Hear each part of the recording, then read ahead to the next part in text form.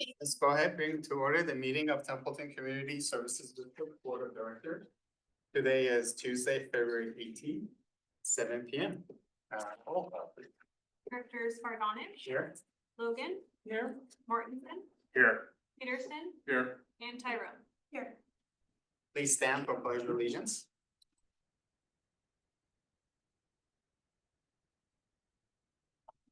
Allegiance to the flag of the United States of America and to the republic for which it stands, one nation, under God, indivisible, with liberty and justice for all. Please have a seat. Order of business, do any board members would like to change the order of business? Everybody good?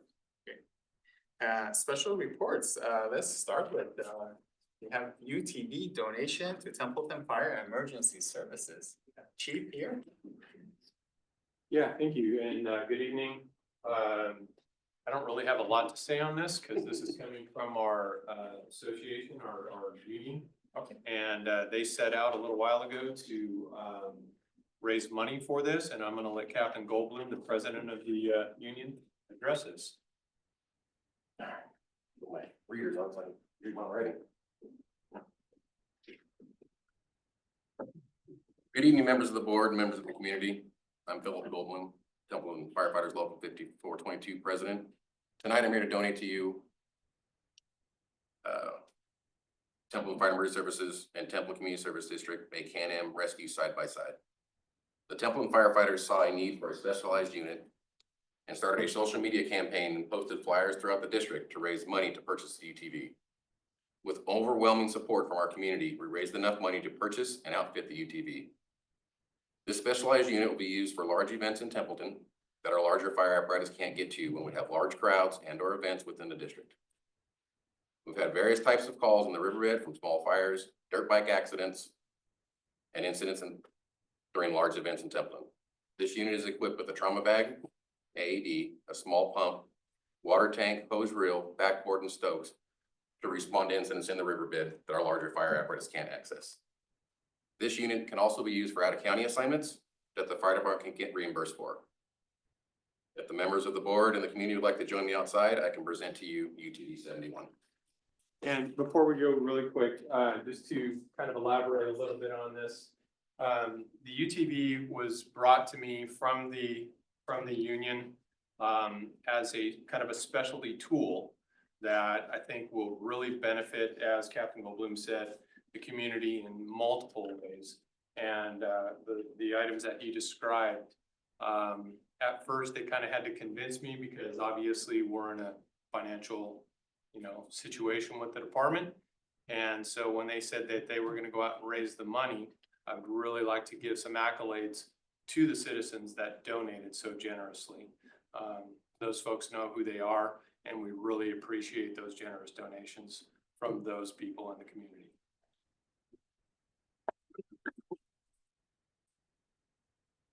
Go out into the apparatus stage.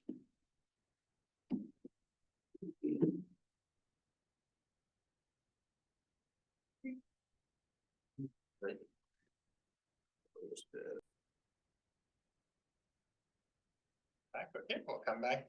Well, that was impressive piece of equipment. Congratulations and thanks for working with the community to bring that up for us. Appreciate that.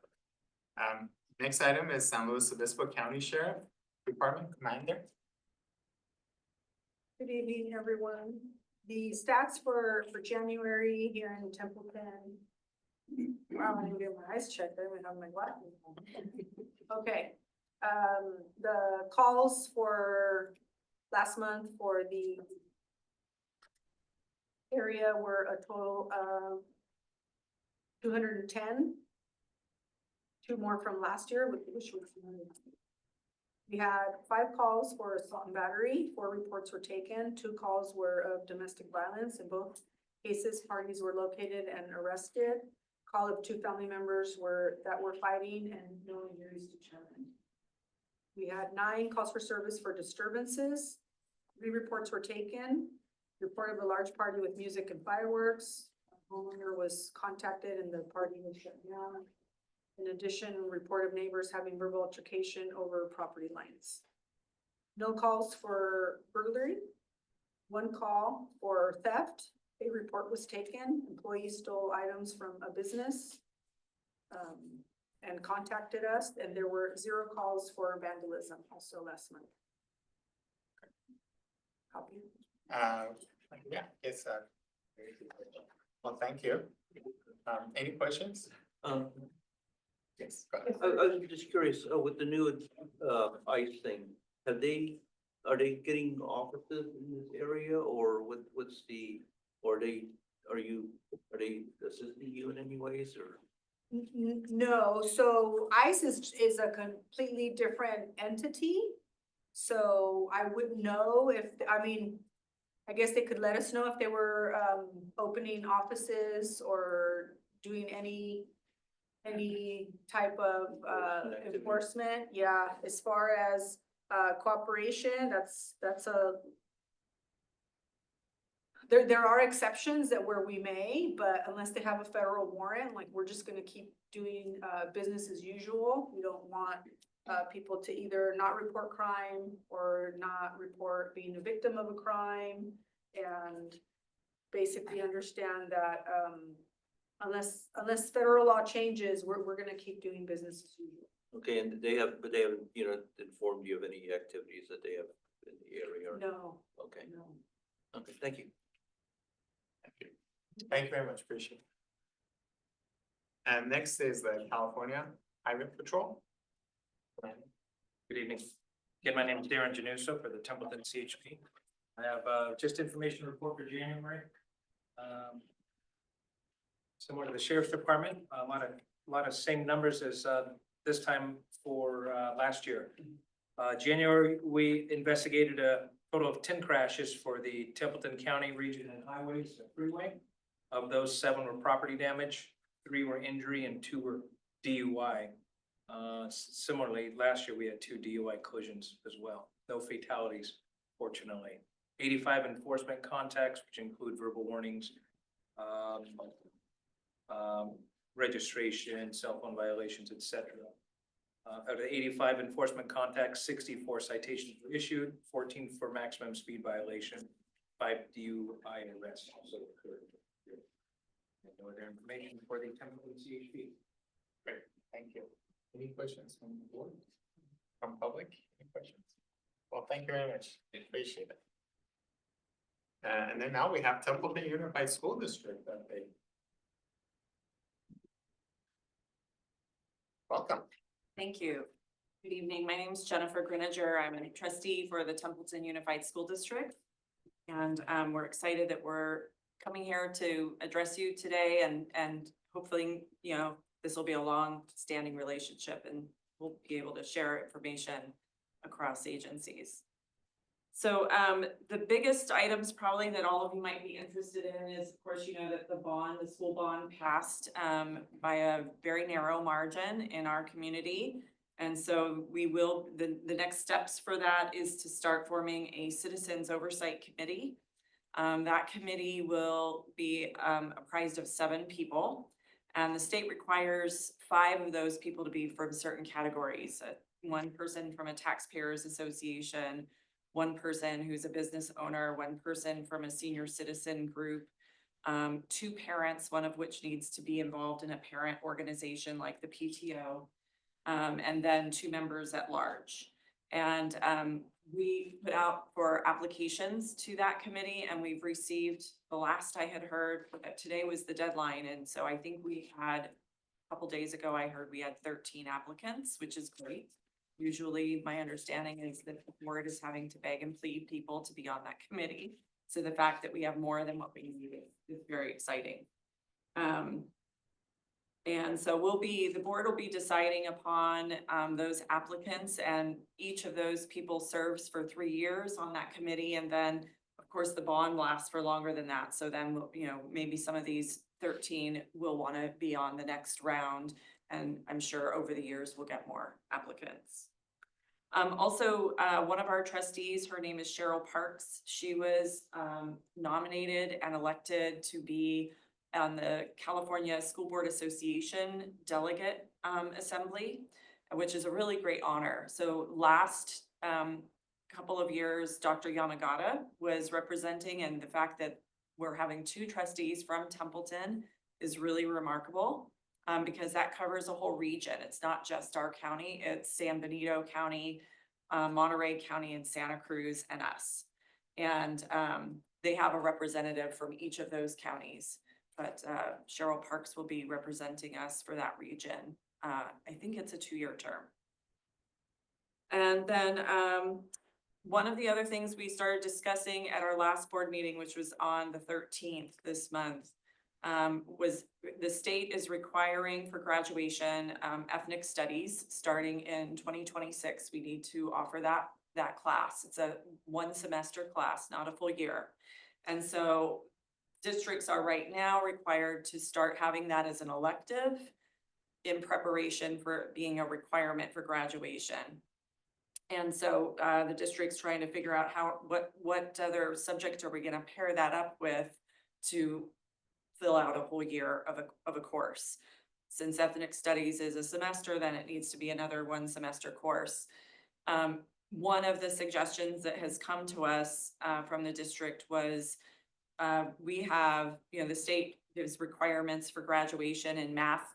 Currently, they only require 2 years. Templeton requires 4 years for our graduates. And so the proposal was to reduce that to 3.5 years and have consumer math, which is also currently an elective, and then going to be a graduation requirement.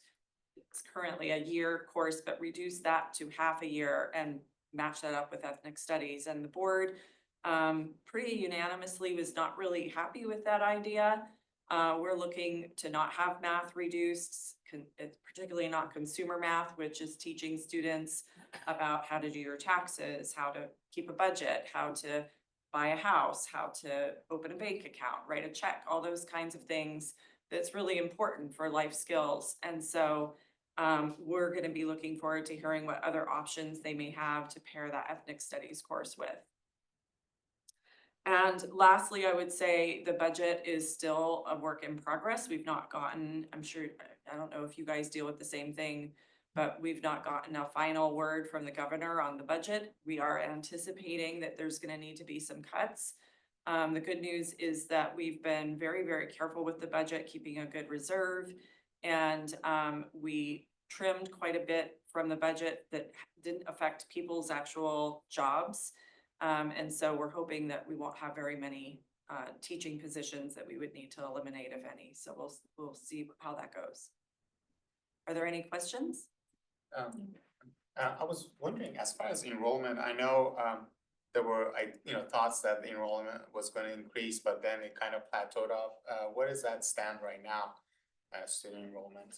Yeah, I can't recall exactly the number, but we are declining in enrollment. Not a lot. I mean, for us, two kids less is a decline. But that's being seen not just across the state, across the nation. And I think that one of the things that I'm hoping that we start looking at is exactly what is causing that decline. Part of it is expensive houses and who can afford those houses in this district. That's only a small portion. I know as a candidate walking door to door when I ran for my office that we had quite a lot of families with kids who live here that were not planning on putting their kids in public school. So we need to make that more attractive, I think. Well, thanks. Any questions from public? All right. Well, thank you for coming. Appreciate it. Welcome again. Thank you. Public comment, members of the public may address the board on any items of interest within the subject matter jurisdiction of the board, but not on the agenda today. In compliance with the Brown Act, the board cannot discuss or act on items not on the agenda. However, board members or district staff, staff members may briefly respond to statements made or questions posed by the public. Any comments from public that's not on the agenda? Okay, we'll go ahead and we move on to consent agenda. We have 4 items. We have the minutes from special meeting February 4th, 2025. That was our workshop for Parks and Rec. We have our minutes, from February 4th, 2025. Those are that was the regular meeting. We have the treasurer's report, which is, for December 2024. And we have resolution number 03-2025, which is, update to master fee schedule. Are there any, board members that wish to pull any of those items? No. No, no. Any public that would like to pull any of those items? Okay, if no questions or comments, I'll entertain a motion on the consent agenda. I'll make a motion that the board approve the consent agenda, items A, the minutes of the February 4th special meeting of the board. Item B, the minutes of the regular meeting of the board on February 4th, 2025, the treasurer's report for December 2024, and resolution number 03-2025, update to the master fee schedule. Okay. Second. Director Peterson, second. Roll call, please. Directors Logan, Aye. Peterson, Yes. Mortensen, Aye. Tyrone. Aye. And Fardonish. Aye. Okay, business item, water buffer model update, release of one water unit. So we will be, provided with an update on our water, buffer model, and we'll consider authorizing the release of one water unit. And is that, Lori is gonna take the lead on this. District Engineer, Lori? Well, Hi, good evening. I'm Lori Zine, the district engineer. District. And it's that time of year to update what's called our water buffer model. And for the new members, there was quite a bit of information in the packet this week explaining the background between the water buffer model, but basically it's the effort to keep a 20% buffer in our water supply in case of some not so great occurrences such as drought, or one of our wells happens to go down, things like that, to make sure we're being resilient with the water supply. Go to the next slide. Yeah, so just kind of started in 2016, some of the things that could possibly happen. And potentially even this year, we might be looking at a drought. So you can go ahead and go to the next slide. I think we do show. So this is actually kind of harkening back to 2016, when we experienced a pretty exceptional deep drought for quite a few years, and kind of led to this idea of being more resilient with our water sources. And in 2016, we passed this water buffer requirement in our code. So right now, we do have a slide of what it looks like currently, or as of like last week. It looks about the same this week. I can double check this. So right now, San Luis Obispo County, right there in the middle, is in a moderate drought area. You can see Southern California, they're already in an extreme drought situation, and so they'll probably be looking at restrictions on water use down there, and it could inch up towards our area if we aren't careful, or if we don't get more storms this year. Go ahead and go to the next one. So just to refresh, we have various different sources of our water here in Templeton. We share a basin with the Atascadero. So the Atascadero and Templeton are all part of the Atascadero Basin. We're in what's called the Templeton Subbasin. So we have various wells within that basin currently. We do take what's called river well flow or riverine water from the Salinas underflow. And we have various permits from the water board and other agencies, water board basically, to pull that water up. And so we have a certain allocation, how much riverine water we can pull up. We also have the wastewater that we are infiltrating into our ponds, currently at the Selby Pond site, which is to the south of town. And if you think about it, all that water infiltrates in and actually flows north. So the Salinas flows north, and then we would treat that wastewater downstream into our wells. So having our wastewater be infiltrated and sort of reused in that way is one of our our greatest, supplies. And then we also have an Osameno pipeline allocation, which, currently we're allocated 406 acre feet per year, but we haven't been taking that full allocation because of our constraint and where we can actually infiltrate that and then later pull up our wells, which shows up in the water buffer a little bit later on. So this is looking back on last year, and those of you that were here would have recalled this. We actually had quite a large amount, 83 acre feet, which translated into 129 water units that we were able to, after running this model, we were able to distribute to the community. So there's a lot of various things that go into that. We look at the last 12 years of water, that we have, water supply, water that we've been able to pump and pull from various sources. And we throw out the high and the low, and then we do an average of those, that water. And we use that as an indicator of kind of how much water we've gotten in the last 10, 12 years. And so then that, we also look at, if you look at the second item down below, the virtual payment plans and zero use meters. So those are units that have been reserved but are not yet used. So there's folks that have reserved water units and water rights but have not taken advantage of those yet. So we need to make sure we keep that in the plan. So if you want to go to the next slide, I think so we're this year we're looking at basically the first 3 items on our list for our supply are the groundwater basin, and then we have a river well water and our 2 different licenses for river well water. But those don't really change. Those are consistent. We have a permit of how much we could take. So those are consistent based on what we have. And the wastewater retrieval and the Osameno water, those vary.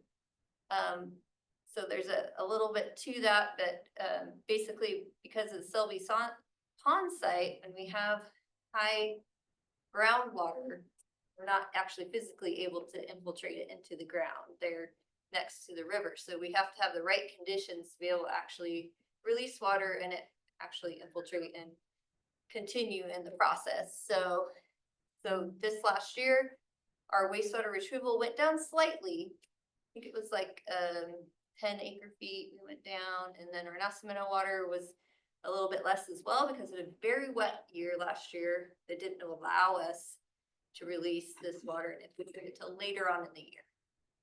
But because it was a dry year from about October to December, the end of 2024, we actually had a little bit additional time to infiltrate. So that was the plus of not having a lot of rain until January, February this year. So, okay, so moving on to this year's chart.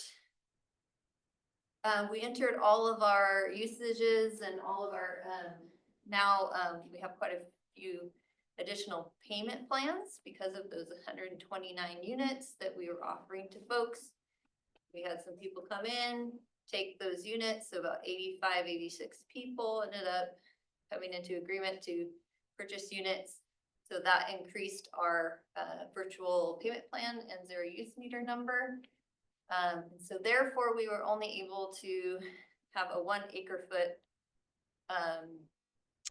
offer this year for units, which translates to 1 water unit at 575 gallons per day. So there is a little bit of background to it. And Jeff, do you want to jump in and kind of talk about, this isn't the whole story because we do have remaining units from last year's water buffer to allocate to folks, so. Sure, is if you rewind the clock a year to about this point last year, the board directed staff to proceed with the release of 129 units. We had 4 units that were relinquished in late 2023 that weren't accepted by this point, and so we merged those together to make 133 units. Of those 133, 90 have been assigned, through a payment plan agreement or paid for, with recorded agreements, from March through, a couple weeks ago. There are 4 additional units that have been claimed, but not yet entered into a payment plan agreement, or paid for. So those 4 are somewhat in flux, but for the purpose of discussion tonight, you should assume they won't be offered to somebody else if those requests, are followed through upon. There are a couple of other folks whose deadlines have not yet passed. They'll expire on on Friday. So we'll know Friday for sure if there's any more that are gonna claim from the most recent round of offerings. But most likely we'll have 39 units remaining from last year at the end of the week. The parties, those 4 that I talked about that are pending, their deadline, I believe, is March 9th. So we'll know more in a couple weeks as to whether they accept them or not. So 39 units are really still carried forward from last year, because it takes a little while. There's a, kind of a very certain process you have to go through to get these units assigned. 4 units have been forfeited as of today. I'm sorry, 4 units have been relinquished as of today. These are units that predate the last 5 years. They were assigned to a parcel. The parties signed off on the relinquishment today. And we will be cutting him a check next week. So that brings us to 43 units. There are 4 forfeited units that are in process. A forfeited unit is a little different than the relinquished unit. There's a provision in the payment plan agreement. If the parties cannot meet the deadlines in obtaining entitlements to proceed with their project, and it can vary, because it depends on what their project is, then they get forfeited. In this case, we've had 2 parties request forfeitures, and one party's already been given the termination agreement to sign in return, and the other party was kind of waiting on some clarification on the fees that was just approved. I think those will both be wrapped up here in the next several days, and I think those forfeitures will continue or will proceed. So we'll have 47 units to make available to the wait list. And then if you approve the release of the unit tonight, that'd be 48. There's another forfeiture that is of 1 unit that's under consideration. I don't know how likely that is to move forward. These forfeitures are coming about because we're actively enforcing the deadlines in the payment plan agreement. And these parties are saying, no, I'm not going to meet that, or I cannot get approval from the county for what I had in mind. I believe we'll have 48 or 49 units as of March 9th, if the board approves the release of this additional unit. So there's still, that's still a significant number, about double whatever we released prior to last year, in the past, in the prior 4 or 5 years when these releases have taken place. Very difficult to predict how far down those 48 or 49 units will take us in the wait list. We did include in the packet a current copy of the wait list. We're down to about 2.5 pages. A year ago, we were at 6. We've cut the number of parcels on the wait list by about half in the past year. However, if you look at that exhibit, the first party is requesting new units. They could take all the units that are offered. They could take none of them. We won't know until we make that offer. And then you can see that there are other parties that have varying requests. It's possible that these 49 units will take us another year to get assigned at the pace this goes. It could take up to 45 days per offer before the offer is fully lapsed. So it's kind of a laborious process, time-consuming process to go through the release of these units. So I just wanted to provide that information that's current as of today. Again, the relinquishment was just approved late this afternoon by the property owner. Great, thank you. Yeah, thanks for that, Jeff. Just kind of summarizing again, how we look at this water buffer model. We're kind of looking at the average water production over the last 12 years and removing the high and low to get us an accurate average production of what our, how much water we are producing. I mean, the big thing in the last year was that we did have quite a few people accept units, and so that's playing against us. And ultimately, the biggest thing is that until we get, until the project to relocate our Nacimiento turnout and have a new location for that pond, for the ponds and the percolations and the wells to recover that, we kind of don't have extra water in the district. And we're looking to maintain all our wells the best ways we can and look at opportunities to expand our water production. But at this point, we're hoping with the county moving forward with the design of that project, we will be live with that by 2029. Conservatively, hopefully in 2028, we will have that Nacimiento turnout close to being online. So those things were all incorporated into this. And yeah, I guess I kind of jumped ahead, but that's kind of explained again in this. See if there's anything to, so Jeff kind of updated the most recent. If you look down at the third point, he's giving us the most recent update on how many water units we have left and how many people have forfeited and relinquished. And then we'll look at this again, January of 2025, and see where we're at. Any Can you go back, just the 2024 chart, just because I think that's. Yeah. Oh, keep going. Do it, Carrie.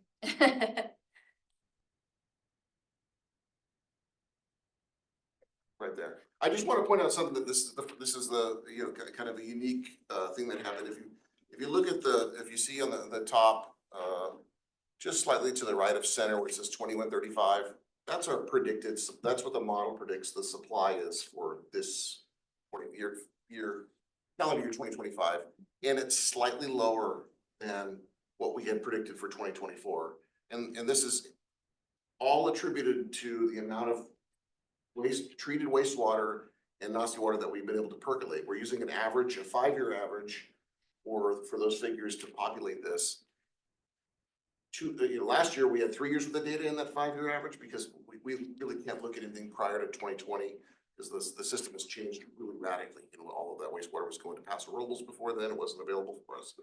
We used 2021, 2022, and 2023, and that came up with about 17 acre feet more than we have this year. Once we have the 2024 data, we're picking up a kind of a low year for percolation because of the very wet conditions that existed. We've kind of, out of those 4 years, we've kind of got 2 real wet ones, 2023 and 2024. And so that led to these reduced circumstances where we could not percolate as much treated wastewater or Nacimiento water, as Lori explained. And that reduced, that has a pretty significant impact. If that circumstance hadn't occurred, it'd be about another 25 units that would have been recommended for release. I think it's a temporary circumstance, and over time that'll normalize, and these numbers should improve if we don't end up with, you know, a number of very wet years where percolation is impacted. Is there any other questions? Thank you. Are there any questions from the board? I guess I do for my current review, maybe there. If Platt's rehabilitation has to be delayed, and if the Nasi turnout also gets delayed, are these projections taking into consideration for those water sources? Yes, because we are able, so we have a large portfolio of wells, and so we currently mostly operate 4 wells throughout the year consistently. So we do have other options to bring online other wells that are still active, but not used as much. Some of them have some, I would say, water quality issues, but they're not as high quality of water. And so we would have to do some mitigation on that. But we do have other wells that we aren't taking advantage of that are basically in waiting. Pottsville was not available to us this last summer because it went down the second week of June, right after we started it up. So the amount that was produced this year reflects us not having Platts 4. And so the other wells are very well, they're doing really well, and they're producing really well. So, and we're actually starting on Platts 4, starting this week. Yay, finally. And even though we do need more rain, it's supposed to be really dry for the rest of the month, so we're really hoping to know within a few weeks the status of that well, and if we can get it back online this summer. So we do have different cards we can play in case of it being a really dry year. But yeah, it's a great idea. I mean, I really think, you know, pushing on the Nacimiento project is a high priority. I believe that's what I've heard from you guys as a board. And so I'm continuing to push that and also looking at, you know, funding options as well at the same time. But yeah, any other questions? I just want to point out, this is a really big picture, high level, like 30,000 foot look. It doesn't really examine peak demands or our production ability. It's a whole year at a time. So it's a really big picture look. It doesn't, just because we meet the buffer, doesn't mean we couldn't experience challenges like wells going down or things of that nature. But from a big picture perspective, it shows that we're meeting the 20% buffer, which has been the target, you know, for 9 years now. And you also asked about Nacimiento. Yeah, there's no, that next little hill that's, if you look, see the 2135, and I don't have a little pointer, but you see that next little hill that goes up to 2,400 some acre feet? That is the assumption of when the Nacimiento project comes online. So it's not relying on that project in the next several years, the model.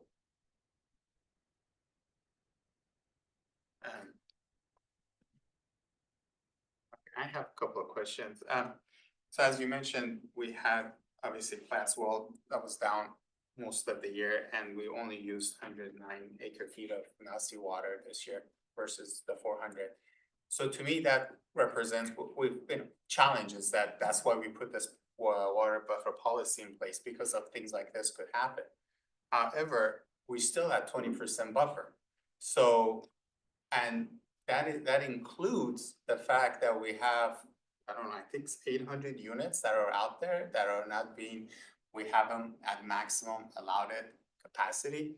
So how could that be? How could we still be at 20% and have these challenges? I mean, I thought we'll be at 15% or something like that. So Right. why does this not show up on this, on this report? Yeah, I would say it's because the wells were producing what we needed to in this last year to basically offset any deficiency we would have had with Platts 4 going down. Okay, so So the guys, you know, in utilities, I give them credit because they were, you know, playing with all the different wells and raising up the pumping rates to be able to offset that. But I see your question. It's almost like an extra buffer with all these folks that are holding on to their water rights and not using them. Yeah. And so I think, you know, what Jeff and I feel like we're constrained with the folks that kind of the historic, the folks that have had these units for years and years and years and have just been sitting on them. And, you know, there's no real pressure for them to do anything about it, but the new people that come in under the new code requirements, we can regulate that they need to meet those deadlines to do something with their water units. So a use it or lose it policy and being really clear about that and enforcing that is sort of like what we can do.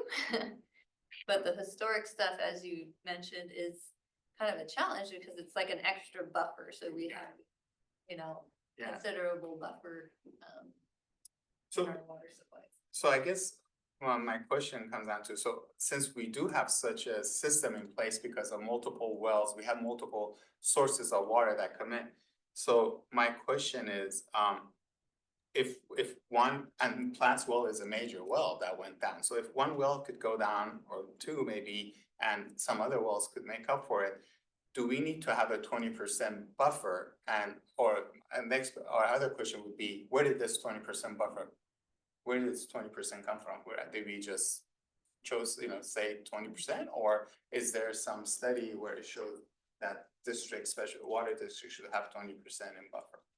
Yeah, I mean, the board adopted a 20% policy after some study back in 2015 and 2016. This item came before what was called the Facilities Committee on several occasions in those years, and then ultimately before the board when it was adopted. And there was some background information about why 20% was the target. If we, can I grab that? Yeah, There's something in here that kind of shows you right here, this slide right here is, I think, a good example. For example, we have right now about a 2,135 acre foot supply. Yeah. Of that, some of these supplies are pretty critical. In the future, we see the overall supply increasing about 300 acre feet, and that'll grow over time as we retrieve more wastewater. But if you look at that, our Nacimiento water is 406 acre feet, or that whole supply's been down for a year at a time on multiple occasions. So that's just under 20% right there. So, and that's beyond our control, right? I mean, we're a participant, we have say, but the pipeline has failed multiple times. Yeah, no, I understand that, and even though it has failed, we still managed to keep it. Okay, and then, so my next question is that we have the virtual units, and when we are calculating how much water, they'll be using, we're using the maximum allowed amount, the 575 for most of them, and some of them are, is at 430, and then some at 300. So we have a maximum amount.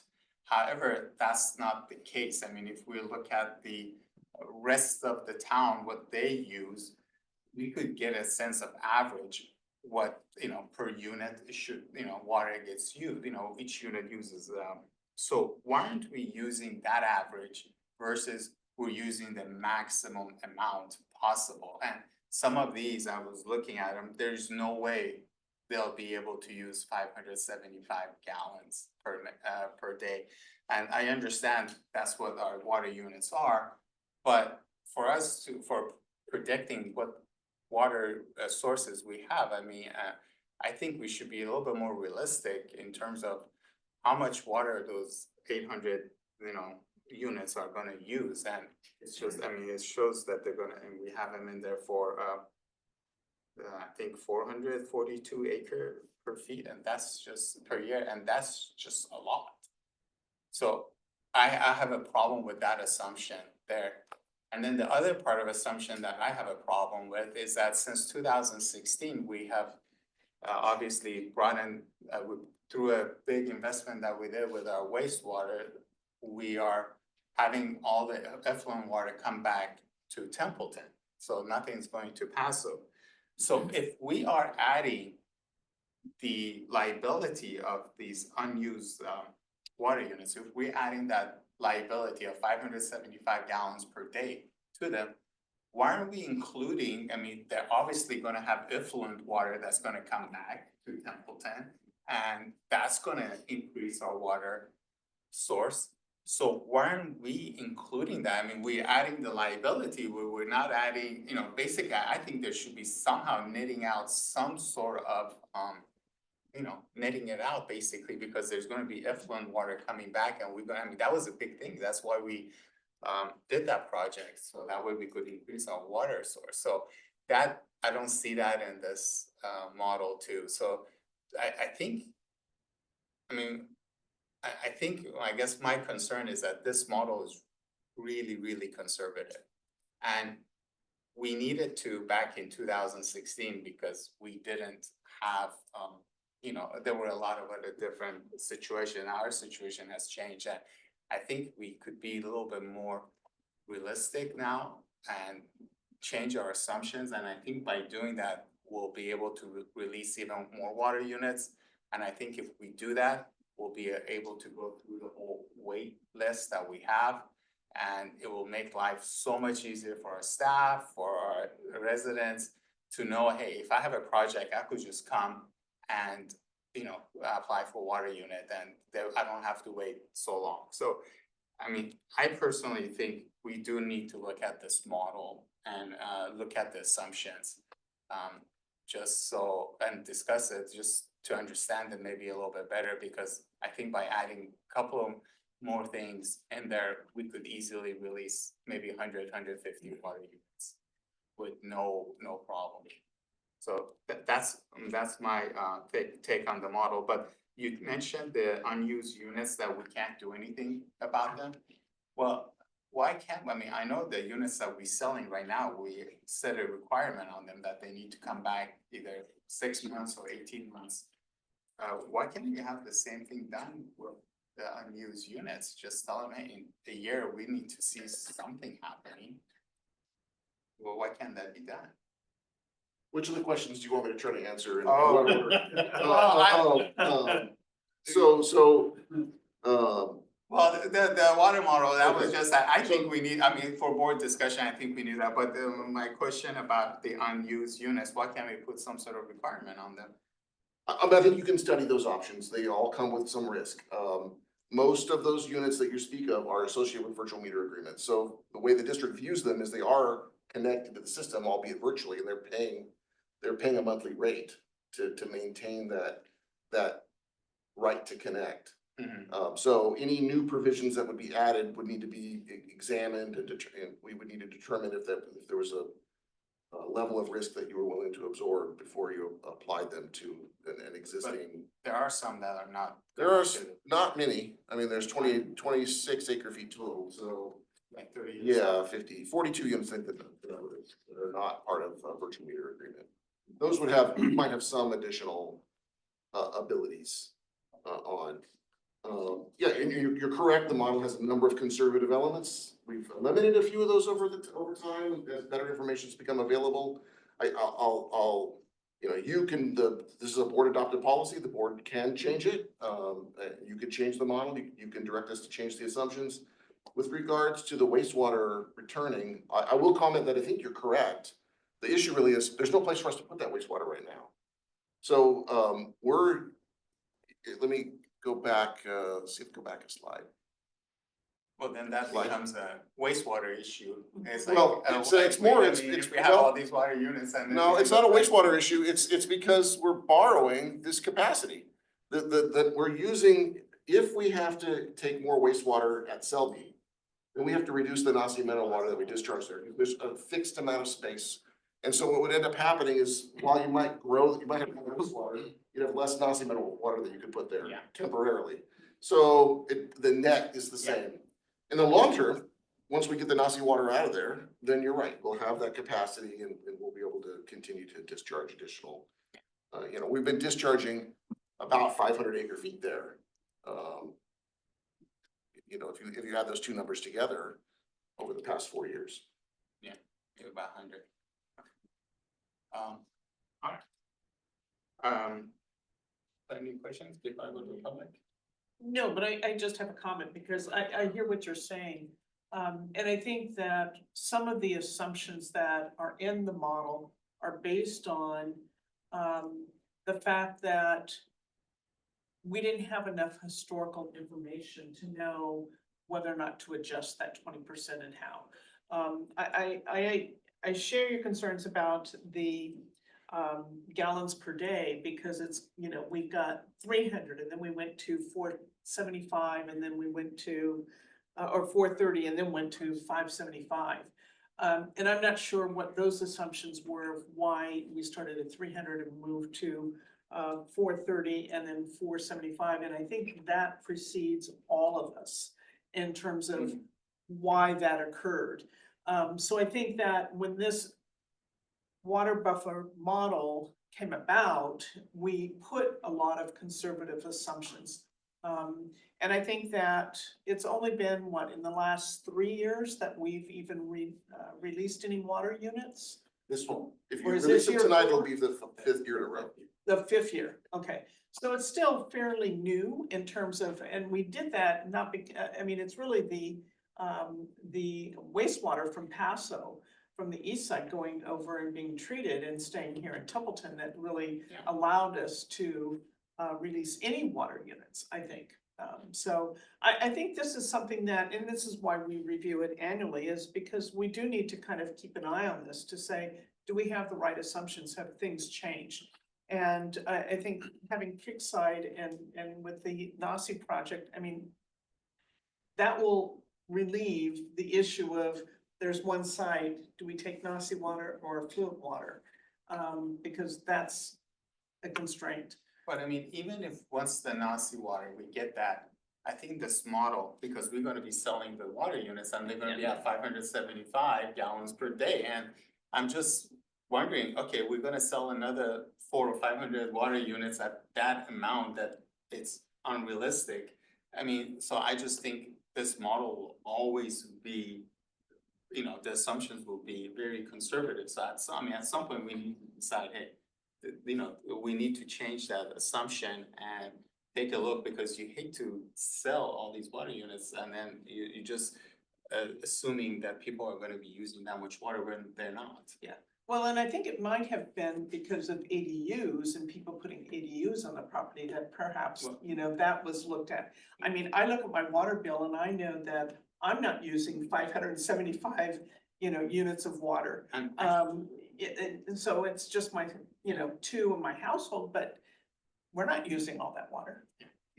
So I don't know if I that's will the right comment and number. say that we are going forward with the water and wastewater master plans, which we're gonna be actually looking at that number, of what, a equivalent dwelling unit, what that should be. And possibly adjusting that, come to the board about, you know, potentially changing that.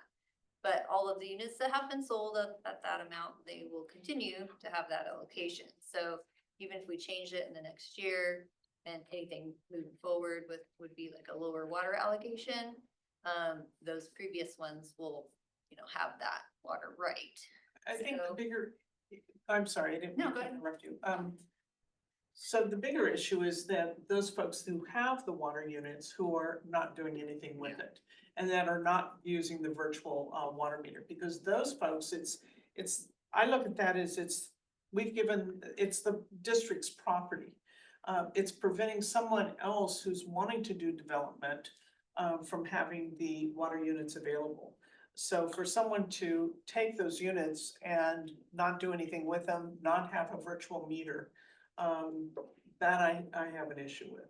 Yeah, and I think they are less likely to be used by the current owners. I will comment that I mentioned that there were 4 relinquished units just today.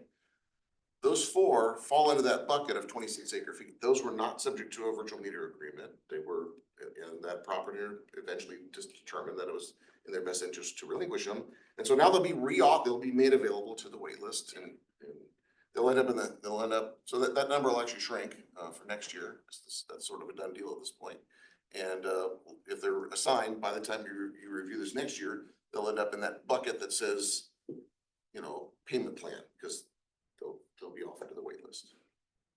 Let me go to public for comments or questions. Any questions from public? Oh, okay, let's go, have you go, if you don't mind going to the podium. Jennifer Griniger. Is the Nacimiento water part of the Paso Basin? No, it's from Nacimiento Lake. Right. So I think the watershed is not in separate, yeah. That's the thing.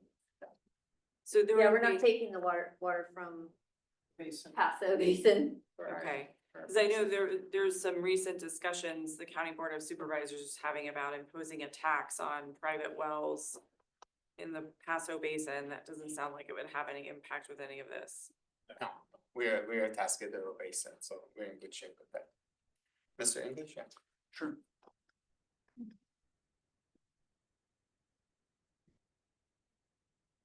Thank you, Jeff English. Lori's amazing. We are very, very fortunate to have her, and thank you for the presentation. That was very nice. And Jeff also as well, the information you provided. I very much support the model that we put together and the 20% buffer. However, I agree that our buffer is too conservative. There are a number of things that we have done over the years. If you look at that model up there and you look at the virtual zero, the one I'm wanted to point out is the 416 units, which are virtual meters. So we have a buffer of 20%, but then we have a buffer on top of 20%. So that's a period, that's water that we're not using, and then we're putting a buffer that we're not actually using that water from the ground. So it's like a buffer on top of a buffer, and it's just too conservative. And I think there are people in town still who have a wait list who could use that water, and we could exhaust that wait list pretty quickly if we were to be a little more precise and flexible on some of that buffer. There are a number of things. One is the 525. What I understand is that when we connect a home for the 575, people are using significantly less than that 575. So that actually makes our buffer grow. And so we have a buffer on top of a buffer of a buffer. And so it's just incredibly conservative. And I'm very much in support of us being smart about how we use our water. We don't want to be in that situation we were in 2016 when we were wondering whether we were going to run out of water. I think we've put some models in place now where we're comfortable, and our staff have made some improvements about doing the percolation.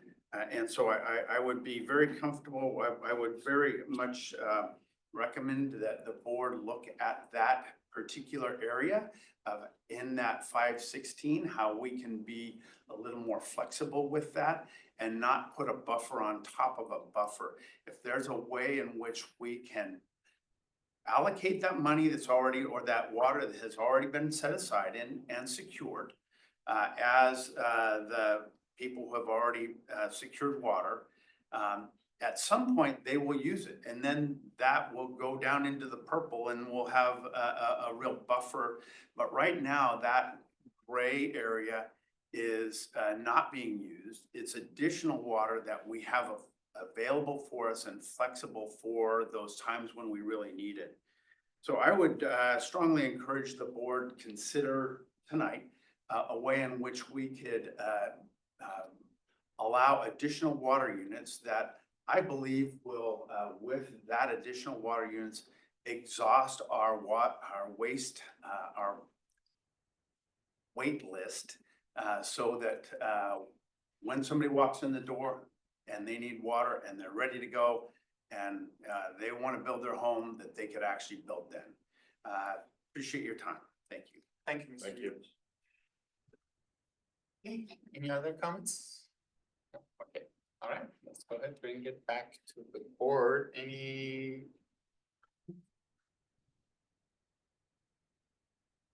Recommendations? Well, I What are mean, we actually voting right now? so we're just gonna accept the report and authorize, if we like, authorize the release of 1 unit. And what will we have to do to look at the policy or buffer policy again? Do we have to? I think I on mean, like, the give committee direction. afterwards, we'll have to reevaluate how it is that we estimate where our buffer is at, what our allocations, that buffer line item is. Tonight for the board, we're just reviewing this as it currently is. Oh, I understand that. Yeah, But I think what Wayne's asking is, a lot of good comments have been raised about do we? some of the assumptions around And I agree the with model. the assumptions that. Yeah. that have been So what made. you're asking is, where does that go? Yeah, where does it go? So, I mean, I think one option, you probably have options. I need to look back and to see how this was adopted, but, one option is you could direct the board, you could direct the Water committee? Water and Wastewater Utilities Committee to examine the assumptions and make recommendations that would reduce some of the conservative elements, and then this would come back before you potentially with some specific recommendations. You could release more than 1 water unit tonight. It would be in sort of against the adopted policy, the model, but you could, if I mean, the board has the ability to just say, well, we want to release 10. But we could release the unit, while still sending a review of the model to committee. Those are two separate things. Yes. I think you could. Well, I think you can improve it, but I think we need to do something with the assumptions and some of the issues that have been raised with the assumptions. So my recommendation is that go to the utility wastewater water committee for review. I would second that. Yeah. Yeah, I believe that's the assumption that we should look at the modeling what it is. And I understand and I do agree that it's very conservative. I also do see as the 2015 model is one of those periods that we must take account for and not, though we're on a good period of time with how much water is being produced. As I brought up with Platts and also with Knox Mill and Turnout is there could be less than ideal things in the future. And we must have at least a buffer, but we should agree on what that buffer is and how many water allocation units that we have to it. And we can go through the committee, we can go through the representatives from the CSD, find a new modeling scenario and what those look at as more conservative, as conservative, or less conservative. And bring that before the rest of us in the board. Say, like, these are alternative modelings that we could look at for future, and then we can come to an agreement on what that modeling actually looks like. I agree. So I think there's a couple of things, though. It's not just the model, it's also, the issue with having the virtual meters. Also included some of those assumptions. Are we having too many buffer upon buffer? Yes. The other is also, I think, the 575 gallons per day. So that's the second thing that I think needs to be looked at. Would you agree? Yes, Okay. five Because you seventy-five. raised a lot of these. Yes, the issues. 575 needs to be. So looked I at. think we're all in agreement with the idea that And I also current like to- allotment and the virtual that we should have a review about. And then I also like to look at that 20% and see how we got to 20%. And each district is, is unique. And I think with our district, since we do have 800 units out there that are not, using water at all. That's its own buffer right there. And it takes years for these units to be But they- built out, but it could be 15 years. They have currently the potential. Yeah, yes, potential, but they've been there since. Well, I think we need But to I mean, look I'm at just each saying, one of those. This 20% could it be 15%? I'm Right, not saying, right. go down. So I would say bring that back Yeah. into the board, it was looking at from the wastewater and water side to it. Go back to the professionals who are dealing with it and start looking at various different modeling types. Because I think we're all in agreement that right now we're being very conservative. So what I'm hearing is it's the buffer itself, the 20%. Should it be some other number? And That's again, one. I mean, I The still other is say the we number- should have buffer, but Yeah. where did 20 come from and could it be But let's 15? itemize out Yeah. what each of those are, that's what I'm trying, and then it's also looking at the gallons per day. Yeah. And then also looking at how we have some of these, like the virtual, and then the, The effluent water that we're not accounting for, I Yeah. think that's big too, and I realize that we only have room, certain amount of room, but if we have virtual water, we're gonna have virtual. okay. Sure, and like I was saying earlier, like go back to 2015 where we have the low. Like we account for when we get to a bad time, we see Yeah. where the low's at. We didn't have the affluent water that was Correct. going We to didn't happen. have So- Now let's. So it's looking at all those dynamics that are Yes. coming into play. So I think it's appropriate because we've got a little bit of history now, so it would be appropriate to take a look at this. So, you're both, Wayne and you're both on the committee? Yes. You're in cahoots, okay. So you know your assignment. Yes, boss. Hey, don't make me hit you upside the head again. I'm gonna make a motion that the board accept the water supply model update and the release of the 1 unit. Do I have a second? Second. Alright, roll call please. Directors Logan, Aye. Peterson, Yes. Mortensen, Aye. Tyrone, Yes. and Fardonish. Aye. Then, Thank you, Lauren. do we need There's a motion? there's consensus to send the review of the model and the assumptions to the utilities commission. Yes. Sounds good. All right, thank you, guys. Thank you so much. Thank you, Lori. Thank you. Great report. I really I'm enjoyed sorry. reading the reports. Awesome. Okay. Next item. Budget review. Fun Exciting. stuff. So mid-year budget review and adjustments. Yep. And it's Natalie Conner. Go ahead. So, good evening. Staff reviewed the current 24-25 operating budget and we're forwarding the following budget adjustments for the board consideration. So what I'll do is I'll highlight some of the larger adjustments that we're recommending, and then we'll answer any questions that you have. So for revenues, staff was recommending an increase in the water fund transfer and reserves asset replacement of 13,000. And that was for the purchase of 2 6-inch meters at the Meadowbrook Mobile Home Park that need to be replaced. And then you'll also see that on the expense side as well for 13,000.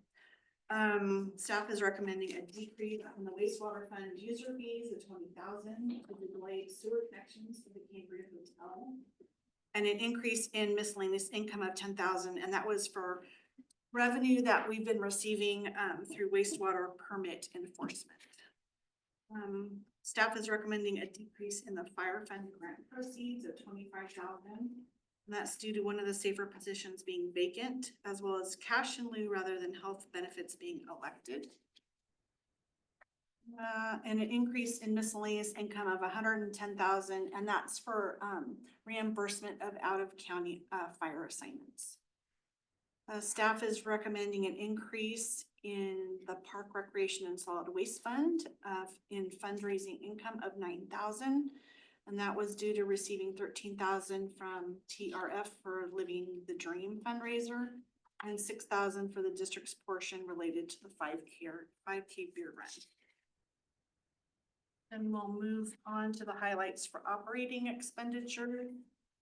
Staff is recommending an increase in the water fund in water analysis of 4,000 due to the increased frequency of testing needed this fiscal year. 3,000, an increase in supplies of 3,000 for the purchase of meters and drought signs.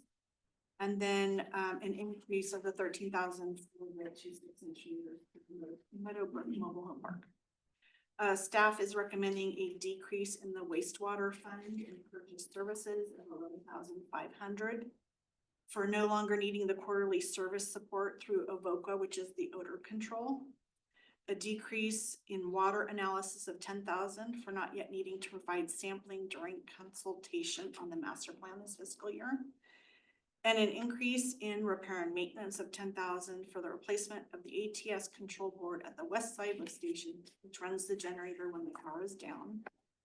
And then an increase in fees of 12,000 for, we had some increased fees for the SWRCB wastewater treatment plant due to our reclassification of the wastewater treatment plant when the new general permit was issued. For the admin fund, staff is recommending an increase in professional services of 5,000 due to higher than anticipated price increases for IT and website hosting, and a decrease in legal of 8,000 due to savings for not having legal attend board meetings as originally budgeted.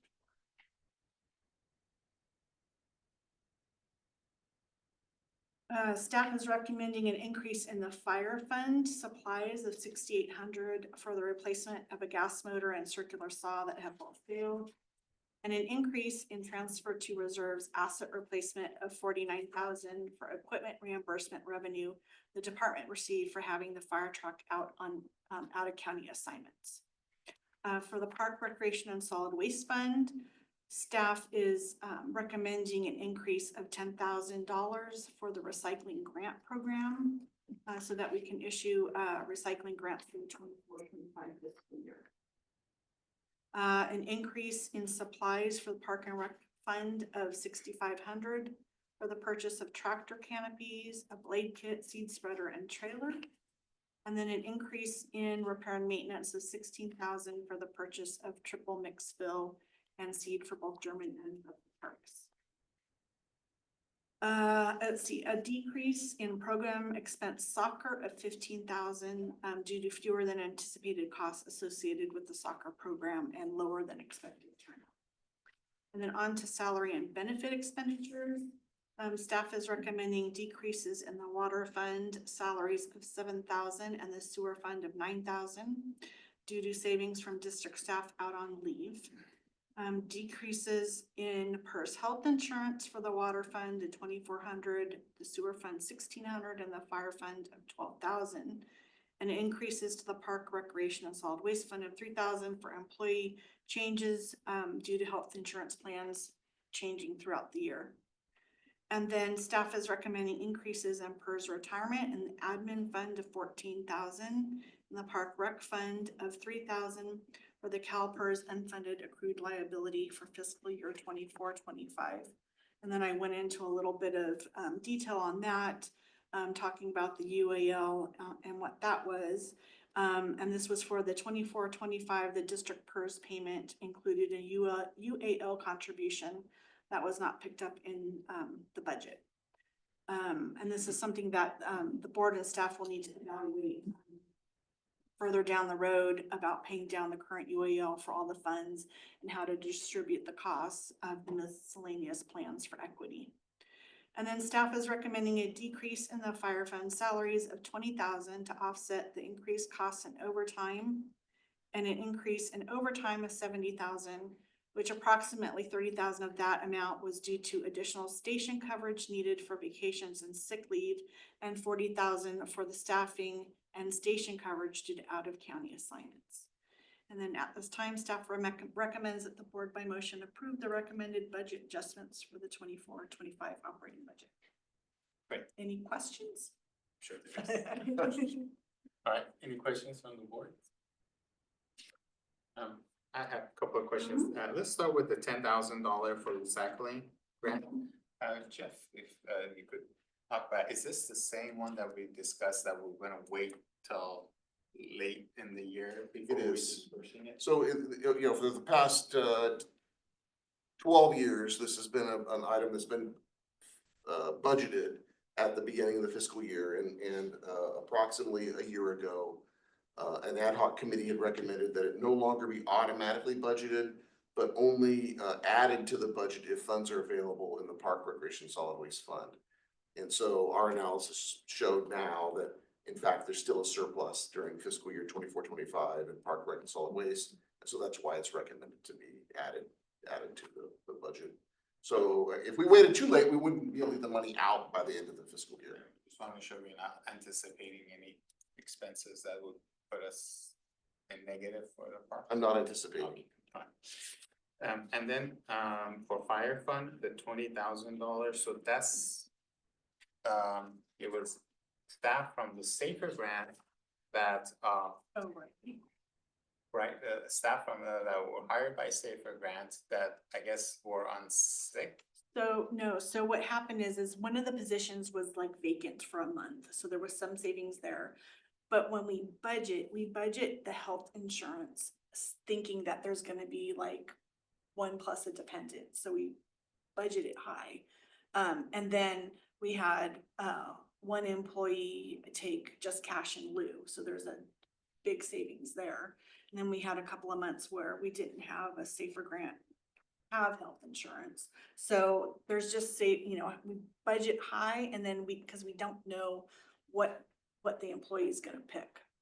I thought it was said $20,000 for. did I miss It was it? that was grant proceeds. $20,000 savings in salaries, or a recommended reduction of $20,000 in the fire fund. We get it. For salaries, I think, is So that what it'd you're be talking full-time about? employees. Cause that was talking about the revenue. Okay. And then later. Yeah, it's recommending a decrease in the fire fund salaries of $20,000 to offset an increased cost in overtime where the budget is needed, and an increase in overtime of $70,000. So what happens is when the firefighters might be out on, Almost out of, 25,000. out of area calls, then firefighters coming in to backfill are at overtime. So your savings is in regular salaries and needs to be flipped to overtime. So like on the fire for the grant proceeds though, it says. Oh, right, so that's what I was talking about, Okay, how we that's- had an the position was vacant for like a month when there Okay. was the, Yeah, not quite, but. not quite, like a month. So that's. And then one of the employees had taken a lower health insurance, yeah. So if our costs are lower, like if our health insurance costs are lower, we can only request reimbursement from Safer for that lower amount, even though we would have budgeted a higher amount Okay, in this, we would have expected more. alright, okay, so those are my questions. Any questions from public? Okay, we'll bring it back to board. If there are no further comments or questions, I'll entertain a motion for approving the mid-year budget adjustments. I'll make a motion that the board approve the 2024-2025 operating budget adjustments. Do I have a second? I'll second. Okay. She was first. She's first. Okay, we'll give it to, alright, Director Tyrone. Alright, roll call please. Directors Logan, Aye. Tyrone. Aye. Mortensen, Aye. Peterson. Yeah. And Bardonish. Aye. Okay, General Manager's report. Please. You know, I don't have anything specific to highlight beyond what I sent you yesterday. I will note, we weathered the storm quite well last week. It was a significant rain event, but not a lot of district trouble in terms of utility outages or impacts to our utility system. I don't even know if we had any calls that were out of the ordinary. No, nothing of significance related. So, yeah, so we did quite well and really appreciate the rainfall. We definitely needed it this year. Yeah. And, So we didn't have the wind. yeah. Any questions from board members? I just wanna ask you, you may not be prepared for this, but you sent us an email about the new laws that take effect in 25. Do you recall any of those that you think are significant for us to keep an eye on, or? So yes, I sent you maybe 3 weeks ago or so, a summary that we received from BKS. That's one of the law firms that the district does business with. And I want to say it covered maybe a dozen Yes. new laws. The one that I'm most interested in is one they said is gonna come with a new, a more complete summary. It relates to the delay in the payment of impact fees that is related to housing, and we're still trying to figure out how that's gonna impact the district. That's a pretty significant policy shift. Right now, we collect those upon issuance, we don't issue the building permit, but upon issuance of the will serve letter, and that's what the developer or property owner obtains usually immediately before getting the building permit. So that's an area that's gonna be a little tricky, and that's the one that's the area that I'm most interested in as far as new laws that have taken effect.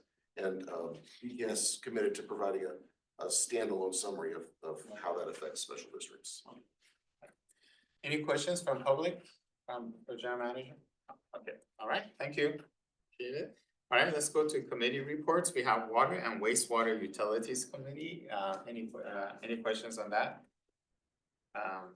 No, public, any questions? Okay, GSA, we did have a meeting, on, February 12th for GSA, the, Atascadero Basin. We mostly talked about the draft for the annual report that we're gonna be needing to send out in April. Please go to the website and review the letter of the report. Basically, it showed that we did obviously get less rain than we did the previous year, 23. However, even with that, it showed that the basin was able to increase its storage, so we're still in good shape. Obviously not as much as previous year, but everything is doing well. we're looking, we're hoping to try to get more samples from different wells located in nearby locations. And I think there were a couple that they mentioned that they wanna go ahead and try to get samples from, just to get better knowledge of what's happening in the basin. We have a good representation, but it's always good to have more sampling data. And other than that, yeah, I mean, the consultant said everything else is in good shape. And we don't have any problems, so the basin is doing well. So what they did we approved for that report to be posted to the website. It will be posted for 1 month, and then we will meet again in March. And that meeting again is open to public, open to any of the board members that want to attend. I can't remember when it was in March, March 19th. Yeah, it makes sense. March, so it's on March 19th, 4 o'clock in this room. If anybody would like to attend, and that meeting will approve the formal report. Okay, any questions on that? No, any questions from public on that? Good. All right, activity update reports, engineering, any questions on engineering report? Any public? Okay, finance, any questions on that? Fire and emergency services, any questions? You guys were busy? We were a little bit busy during that period, yeah. Some fires and, we had a little incident down near the high school with the sheriff's department, so, yeah. So there was a fire on a structure on a deck. There was a fire. And then I guess that's one of the, and then it started going inside the house. Was it from a fire pit or something that was a fire? No, ironically, that one was a lithium ion battery. And it was plugged into an outside charger that was on an outside couch or patio furniture. And it was sitting on the edge of that couch, and it was clearly identifiable as the source of the ignition. Ironically, I think it was the rain that caused the battery to short. That creates an exothermic reaction within the lithium ion batteries that creates a runaway. If the neighbor had not woken up at 5 a.m. and seen what was going on, it would have been inside the window of the kitchen, and yeah, we would have had been pulling people out of there. No, and you have to be really careful with those lithium batteries. I've heard even if 100%. they fall on the ground or something, if there's any damage to them. Correct. Throw them away because they could, catch on fire. And please Yes. throw them away correctly. Because then we have situations like what took place in the fire at the recycling center. Improperly disposed of lithium-ion batteries there. I'm gonna go for a hold. Yeah, that would be. Okay, well, thanks for that. Parks, recreation and solid waste, any questions on that? No? Any questions from public on that? Okay, utilities, any report on that? Any questions on that? Okay. Director's report or comments, anybody involved on any, on behalf of district, on any meetings or activities? Okay. You guys are busy with your committee. We will be. Okay, great. No other items on the agenda. We're going to continue our strategic plan next time. That would be a session, that would be at 5 o'clock. That's our expectation. Okay, and that would be on water, wastewater, or what? Water, wastewater. Both of them. Okay, so we prepared, there's gonna be a lot that we're gonna go through on that. And then we'll do the fire the time after, okay, and then I think you're gonna have your annual report. At the annual report, correct. Okay, are you gonna have that next, okay, right here, okay, next meeting, so we'll have that information for, okay. So on Prior March fourth, to, Yes. yeah, prior to the strategic plan, sorry. no, I apologize. March 4th, we're starting at 5? Yes, Okay. that's the plan. That's the plan, okay, all right, so we're good, all right, meeting adjourned, thank you guys. In the morning?